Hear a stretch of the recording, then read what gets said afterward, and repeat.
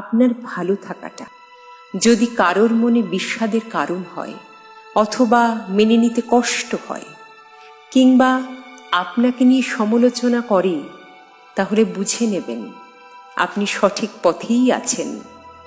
আপনি ঠিক এই মুহূর্তে যে অবস্থায় সুখে আছেন সেভাবেই থাকার চেষ্টা করুন। আপনার কাজ চেষ্টা করা নিয়ে কেউ যদি আপনাকে কটু কথা বলে, হাসাহাসি করে, তাহলে আপনি তাদের কথায় কান দেবেন না। আপনি আপনার মতোই চলতে থাকুন। এই পৃথিবীতে আপনি যতই ভালো মানুষ হন, যতই ভালো কাজ করুন, দেখবেন কিছু মানুষ আপনাকে নিয়ে সমালোচনা করছে। আপনার চেষ্টা কিংবা কাজকে তারা গুরুত্ব দিচ্ছে না, বরং নানাভাবে আপনাকে দমিয়ে রাখার চেষ্টা করছে। এর কারণ একটাই, আপনার সুখ তাদের সহ্য হচ্ছে না। কেউ আপনাকে হিংসা করছে, করতে দিন। জীবনে বড় হওয়ার পেছনে মানুষের হিংসারও প্রয়োজন আছে। মনে রাখবেন, কেউ আপনাকে হিংসা করছে মানে আপনার মাঝে এমন কোনো বিশেষ গুণ আছে যেটা তাদের মাঝে নেই, তাই তারা আপনাকে মানতে পারছে না। কোথাও আপনার সমালোচনা হচ্ছে, তার মানে এটাও ঠিক অন্য কোথাও আপনার আলোচনাও হচ্ছে। সমালোচনা কোনো সাধারণ মানুষের হয় না, যোগ্য ব্যক্তিদেরই মানুষ সমালোচনা করে। সমালোচকদের ঘৃণা করতে নেই, তাদের কাছে টেনে নিতে হয়। জীবনে চলার পথে কখনো পিছনে ফিরে তাকাবেন না। আপনার লক্ষ্য সবসময় বর্তমান ও ভবিষ্যতের দিকেই থাকবে।